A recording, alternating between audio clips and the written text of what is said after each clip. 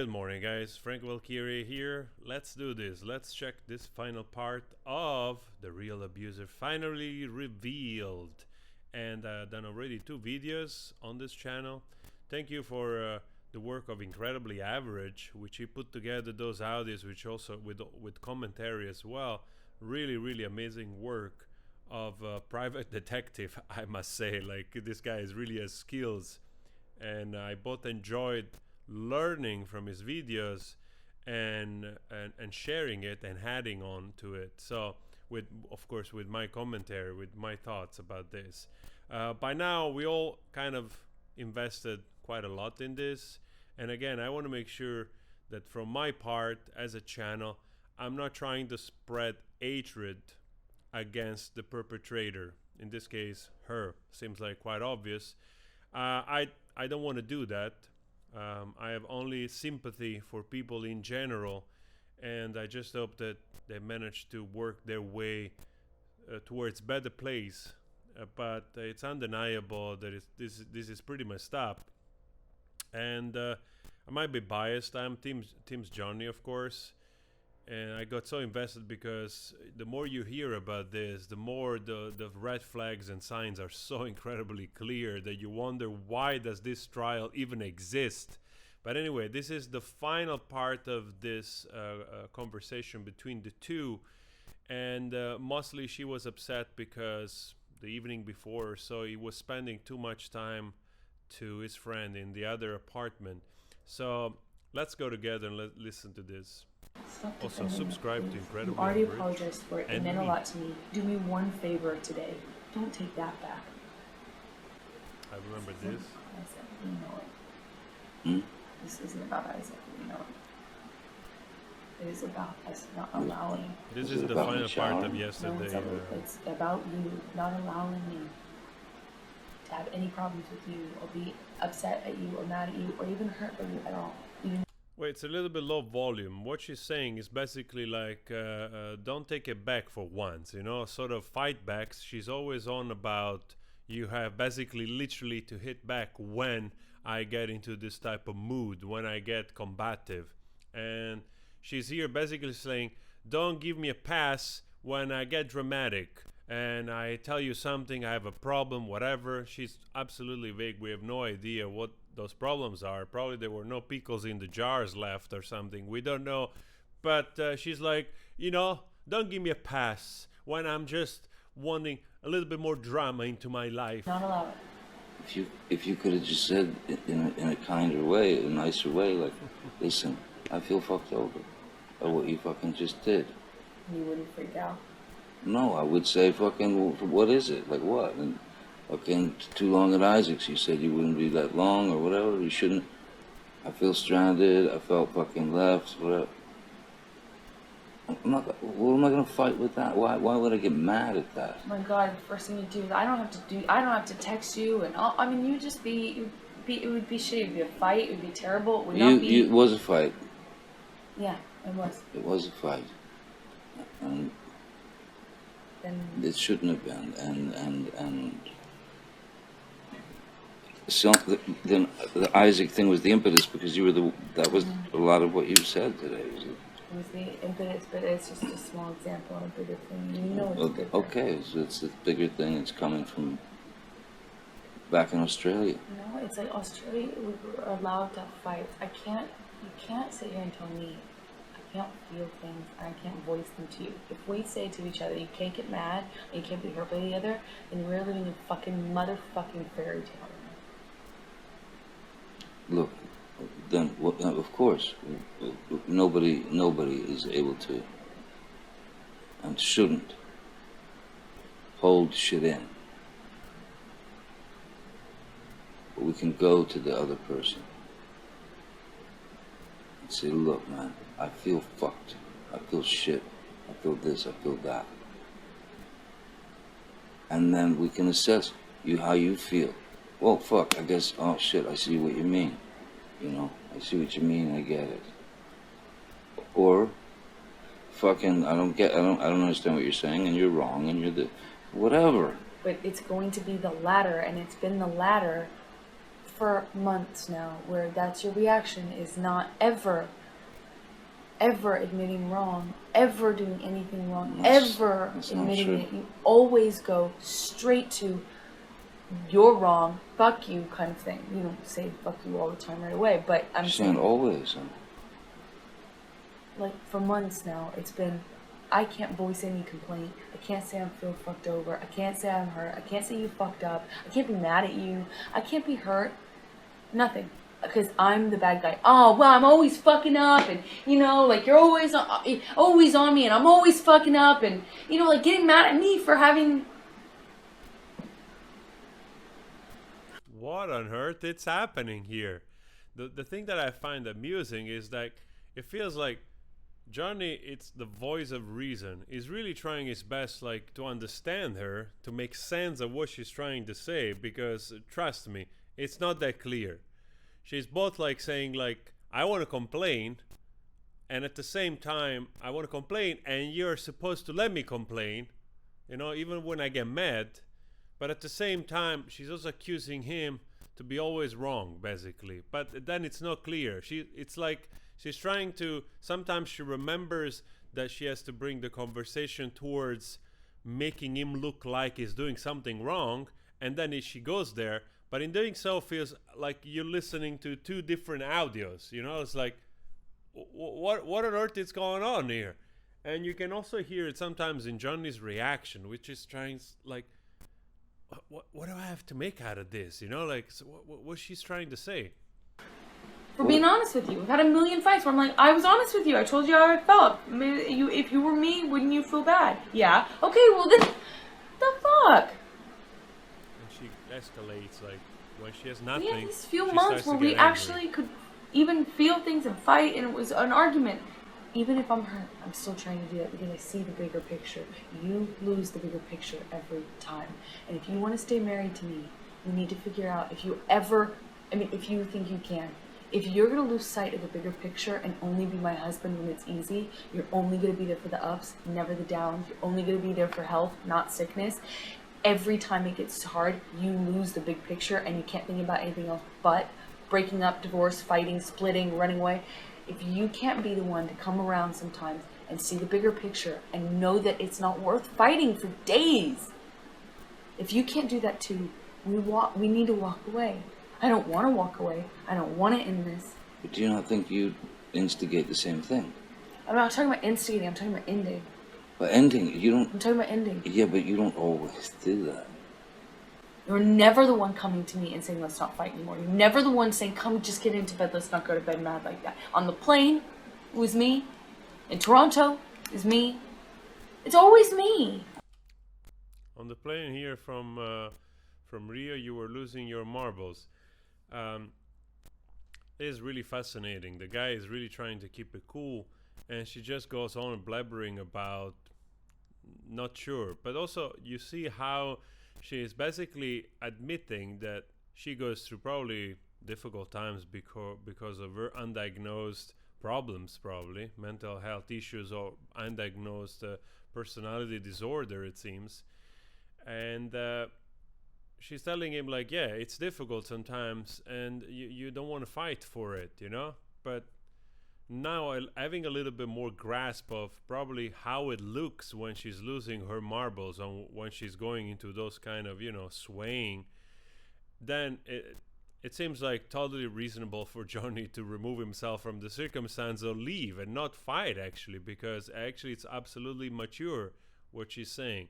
If you're going through something that has to do with a mental disorder, and most likely she's not even aware or when she get angry or what she's doing, the other person actually has still a little bit of reason, despite his addictions and everything, to not let the thing escalate to a point of no return where people can truly get hurt, you know. Like this type of person seems, if she met wrong person, they would be already dead, in my opinion. You know what I mean? If they for some reason got into a relationship with a real violent person, probably they would already be messed up or somebody dead. On the plane, one of the two. Here from Rio, You don't want to admit it. You were Think losing your marbles. Think about I'm the one who came to you and said, let's calm down, please calm down. And you were blaming me. Think about it. Because your flight was going to get in late and you wouldn't be able to Think about it. have time before your thing. Judging from their trip to Rio in September of 2015, this could have been around the time Amber was auditioning for the role of Mira in the movie Aquaman, a role she would be confirmed to get in early 2016. And it makes sense that if she lost her marbles and beat up Johnny on the plane, that she could have been freaking out over maybe perhaps missing the audition or something, but who knows. Again, very interesting to see how, like, she probably lost her marble always in relation to her ego, to what was happening in her life, and immediately blame Johnny. And again, remember that those audios are recorded without Johnny knowing, so keep that in mind when you listen to this stuff. Ditched me last night, and I understand. I understand how shitty that got, and I understand my part in it. I need to know what we need to do different. I need to know. It's got to be done with your mind and your heart. What do we do different if I have a problem? You Tell need me. to tell me how to tell you Tell different me. if I'm hurting you. You need to let me be able to be mad. Sometimes you're going to make me mad. I'm a human. I cannot live where it's like... Well, then it's the same thing goes for me then. You're going to have to allow me to get mad. Yes, exactly.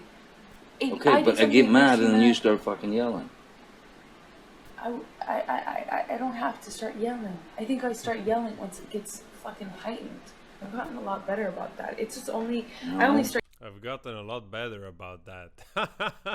Probably the guy cannot display an inch of, being upset about something that she goes into a rage, Like, it's so amazing to see nowadays. Like, you should put together everything that we have seen so far, and everything you hear out of the mouth of this woman, especially when she was on the stand, it feels like actually she is embellishing, like, literally creating a fictional story, and basically the character that she's depicting as Johnny, it actually turns out it's her, basically, because she knows exactly how she behaves, and that's why she can recall with such clarity all kind of alleged abuses or whatever, because basically she's just remembering who she is. You know what I mean?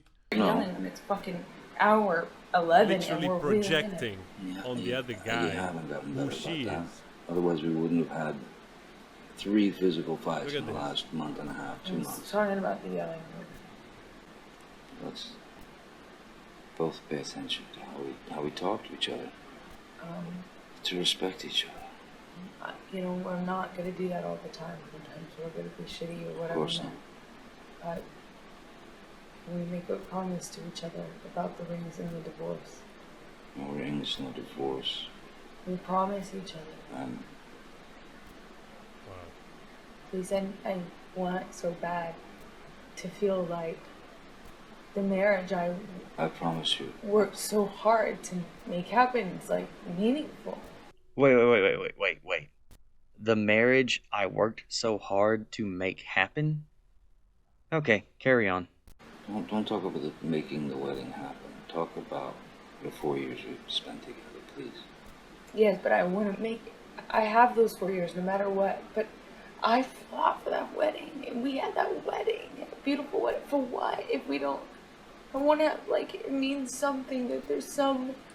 Well, like I said in the beginning, it's really hard. I don't want to hate anybody. It's not in my nature to, even when you can point the finger at the clear, in this case, luckily nobody died, there's still like a shred of 7 steps before being a true monster, like psychopathic killers or something. So, of course, we're not there. Those people are still alive. They're still there. They're still doing fine in regards to, their daily lives and health. So when it's still like that, you still have some shred of sympathy, even for the person that it's absolutely fucked up.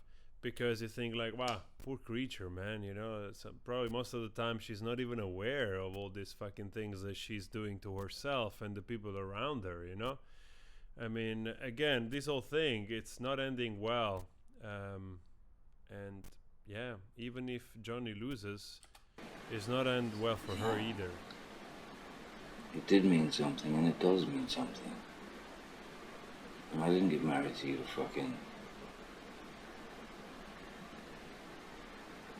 just fucking, you know... 17 more fights and it's fucking over with. We got married, I knew the fucking fights weren't gonna stop, but I thought maybe it would curb them a little. Wow, I this want guy. the security back. I freak out. I freak out and cannot make normal decisions, calm decisions, or ones from the heart where I'm thinking of you more than me when I feel like you're splitting on me all the time, when the marriage is on a rock. I make the same mistake about throwing our marriage around. I won't do it again. I'm not going to do it again. I'll give you my final thoughts in a moment. Okay? Please. I'm not, I promise. But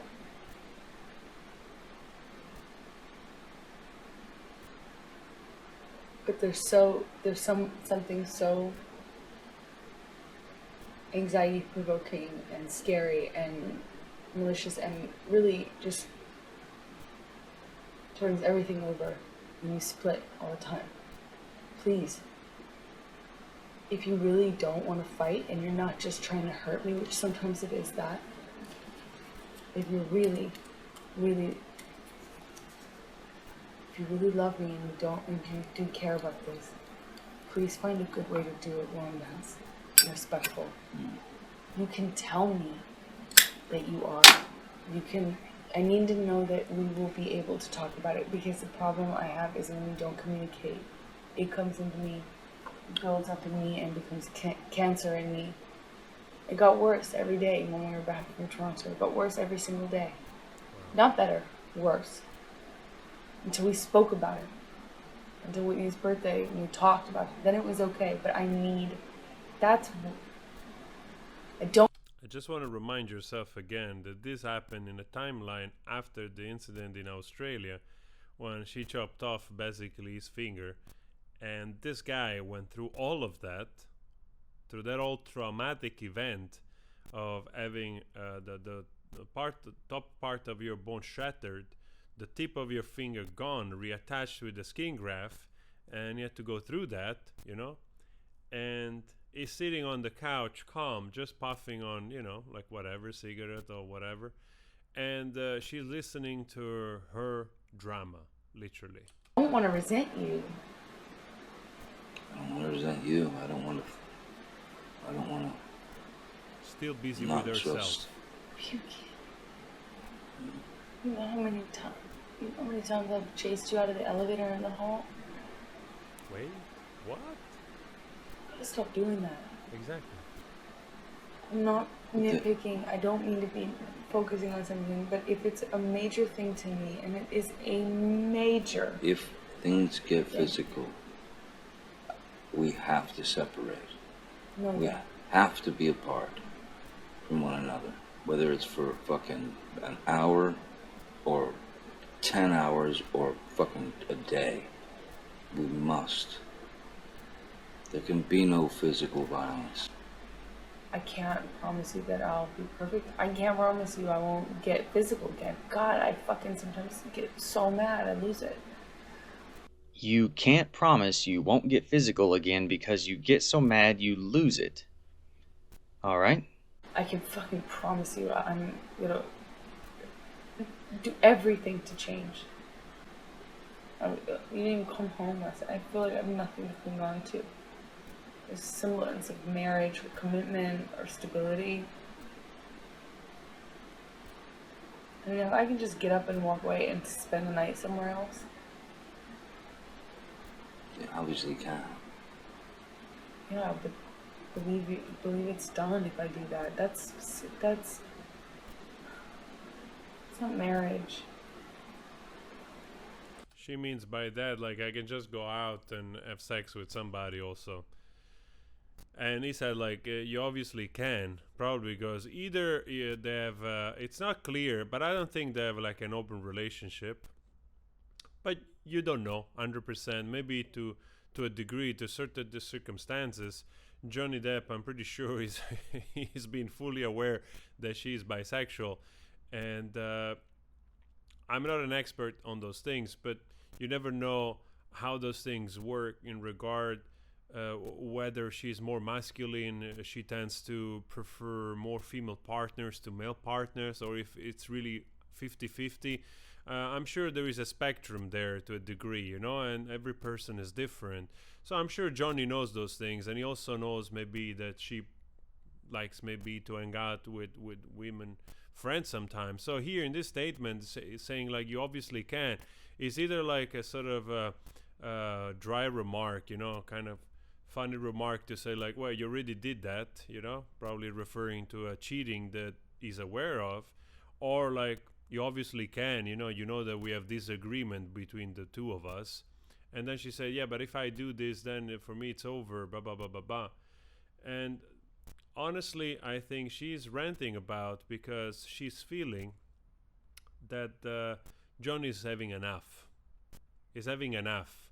I don't know if it's true that the rumor or the part of the story where he wanted to do a post-nup and she got upset because they didn't do a prenup in the beginning of the wedding, so probably now he's starting to cover his ass and he asked for a post-nup, you know, to lay down like, okay, just in case, this is mine, this is yours, so to speak, right?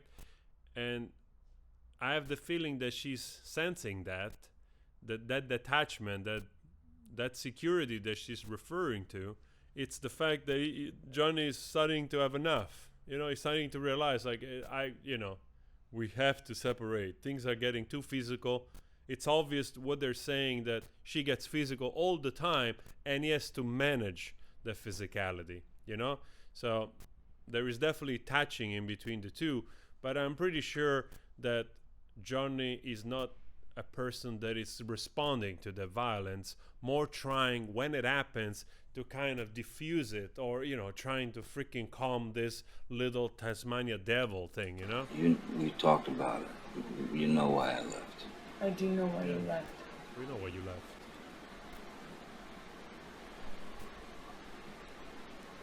I'm saying now that I won't do the same thing. I mean, that I will not do that. I will not fucking leave until some rational decision is made. If it's the end, it's the end. If it's the fucking, if we can keep going, we'll keep going. But yeah, promise. I promise you. I promise you. I hope you can trust me. I don't want any loopholes. It's okay to leave, it's acceptable to do this, or it's acceptable to say this about like splitting or breaking up or leaving. We should fall asleep together every night. Ideally never mad. Ideally never mad. I'd love to say, of course, you could promise that, but I don't know if it's possible. I'd love to strive for it. Yeah, you weren't ready for that last night, for sure. No, I fucked up last night. I'm really sorry. It's affecting not just me, it's affecting our marriage. It's affecting how I trust, how I resent you, how I like you without the fight being happening. No, I know, but I'm not trying to rub your nose in it. I feel sometimes like you omit something, you acknowledge it'll be beautiful, and then you'll go back on it kind of in your in the vocabulary after, and then I feel like, wait a second, is he taking it back? You know what I mean? I do know what you mean, but like I said before, man, there's not. I haven't cornered the I don't know what she means, honestly. market on that. You know, when you start the fucking yelling, there's, you know, it fucking gets crazy. You know, it gets fucking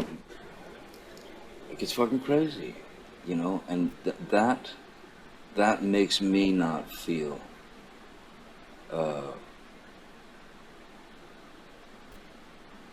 for lack of a better word, safe within the relationship. You know, understanding of, oh well, it's just nothing. Because if it keeps going, if it's always sort of there, then you know, I worry. Yeah, I fucking worry about the marriage. I worry, how much longer can I deal with this? How much longer can she deal with this? Fuck, man.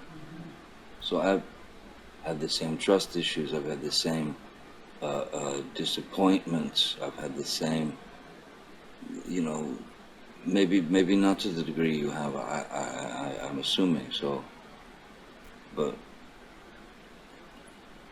yeah, man, when you start fucking honking, you know what I mean? It's pretty. Call it out. Call me out on it and help me. I will Help try. me, because you might not even realize I'm doing it, but you gotta help me. But will try. It can't be an excuse to leave. Wow, there's a lot to digest there. So she's telling him to help her by pointing out when she gets crazy and violent because she may not even realize she's doing it? Now, what does that sound like? Kind of like when she accused Johnny of abusing her without even knowing it? Well, what do you know? And I've read that it's very common for abusers to project their own behavior onto their victims. I just said that. I literally just said that. You know, why not even, I'm not even an expert. I just said that. That's exactly what I meant when she was on the stand, you know? Literally, like, she's basically tapping into what she does and projecting it onto Johnny. I will try to help you. If I try to help you and I can help you, fuck would I leave? If I try to help you and I can't help you, I say, baby, I'm taking an hour, I'm in my fucking office. Yes. If you want to talk, if you want to come get me, otherwise I'll come check on you in an hour. That would be really helpful. All right? This is freaking crystal clear. Sorry.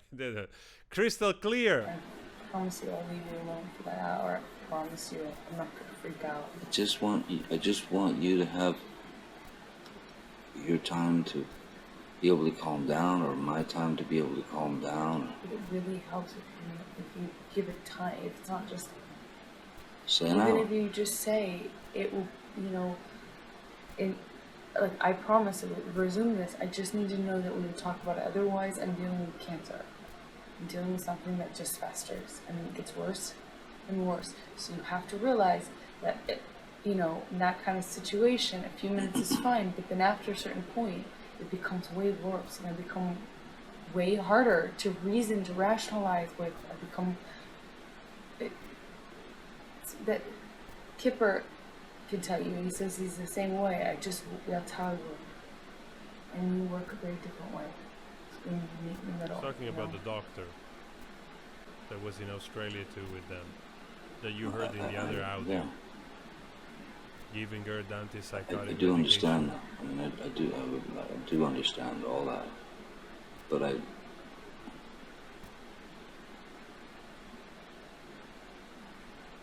I also want you to understand that, you know, there were great moments of high hopes that it was just all cool. And then, you know, whatever happens, this happens, that happens, fucking, we have a spat or a fight or a fucking blowout. I just want you to know that the way you're feeling about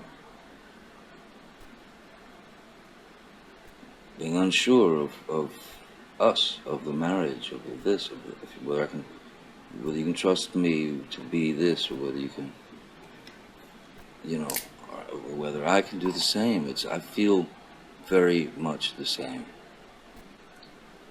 At least you have the added luxury that you take for granted. No offense, you do.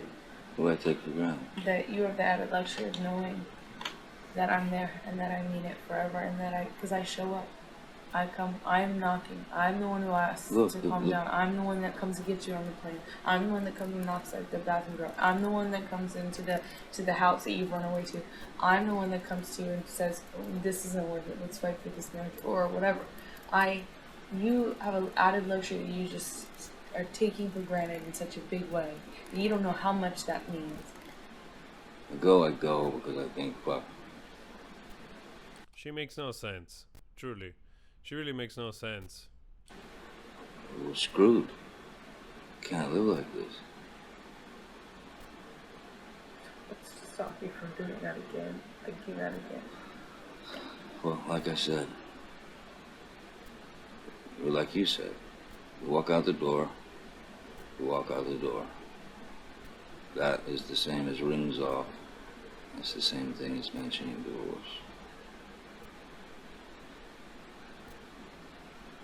There's no talking unless we just want to try to be civil with one another as fucking people who are married. And I hate to talk like, I hate even saying that kind of shit, but yeah, if I walk out again, I'm walking out, and I'll know that, and you'll know that. If you do that, same deal. I promise it won't explode if we just do the things a little different in the fight. You know, like, don't walk away from me. Do it in a different way, and I promise I won't resort to the same shit. I promise. Okay? Thank you. What you got? I was just pausing it. I realized I was about to run out of battery and still rolling this thing. Okay. So there at the end, we have Johnny telling her that he will not leave, of course, unless she gets crazy and abusive again, but he does tell her that when he walks out the door, it's the same as rings off and divorce, while again being a voice of reason saying they should be able to talk civilly. The next time I'm aware he did walk out was in April of 2016, a month before they filed for divorce. After being assaulted and punched in the face by Amber, giving him this black eye, she threw his phone and wallet off the balcony because he was late to her birthday party. Once he pushed her off of him, which I'm sure she believed was abuse, he told her that it was over, he was leaving, and to not follow him this time. She went to Coachella the next day with friends, but not before leaving a large amount of human feces on his side of the bed, with her and her friends tagging social media posts with Dirty 30. Gross. In closing, I want to say, I hope this has been eye-opening. Dude, this has been so freaking eye-opening for me, because I remember when some of those things came out. I think I just heard a little part of a video, but I wasn't too engaged, you know, because truth to be told, I'm not the gossip kind of person. But for whatever reason, I always had a sweet spot in my heart for Johnny Depp. For whatever reason, I always thought he was the coolest guy in the 90s. I loved him in Dead Man, one of my favorite movies, and one of my beautiful movies in. I loved all those indie movies that he did before he became Captain Jack Sparrow. I loved Johnny Depp in the 90s, you know, from all those quirky, strange, lovely indie movies that he did. And was really one of my favorite artists, you know, when I was growing up, way before the 2000, when he became that legendary character that we all know today. And I even like that character, of course. So I always had something, you know, like many millions of you out there, like of respect and admiration for this guy. And when I heard all of this, I thought like, it just feels wrong, you know, like, and I start to get so engaged, and then the more I start to see it and becomes clear to me, you get that sense of like, you want to do the right thing, you know, you want the right thing to happen. And it's absolutely clear now also the time frame here after this talk, that probably most likely that they were recording that talks here because they were maybe doing therapy, you know, either pushed by him or by both. They agreed like to record the conversation. It's not an unusual thing in LA in the way of therapy stuff. I remember already when I lived in LA in 2014 for 3 months. I was in a group of, you know, like more spiritual groups and like sort of, you know, the burner type of people and all that kind of jazz. And there was already a lot of talks around at the time that this was a common practice in between friends and couples, you know, to record and then go through it to understand dynamics. lucky for us, we listen to this and it becomes absolutely obvious that Johnny Depp is the voice of reason, and also to see in conjunction also the timeline, how things happen after this incident that he's talking about. Is the incident where the bodyguard, the one with the long beard that deposed from home basically on the trial a few weeks ago, he said that he failed to protect Johnny because he was punched by her, and he got in between him and her while they were trying, you know, to stop this thing, and she punched him straight into the face. And then we also have the deposition of the driver, that the other security guy, also with cool rings, that he went to bring her to Coachella, and then I think he had to bring him back because they, you know, she got sick on hallucinogenic mushrooms or whatever. So yeah, very fascinating to see this. And the guy just got fed up at the end. You can tell that's the security she's talking about. The guy here, it's at the end of the road after Australia, is like, I can't do this anymore.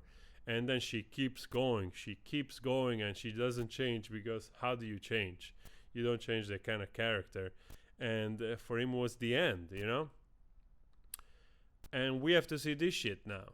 You know what I mean? Like, this guy went through freaking years of hell with this person, and probably aggravating his condition. But anyway, guy, we'll talk in another video. Go subscribe to Incredibly Average. Thank you so much for this stuff.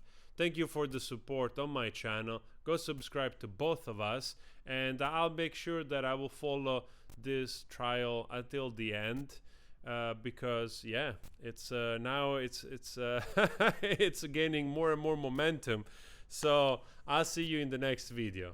Always spread love.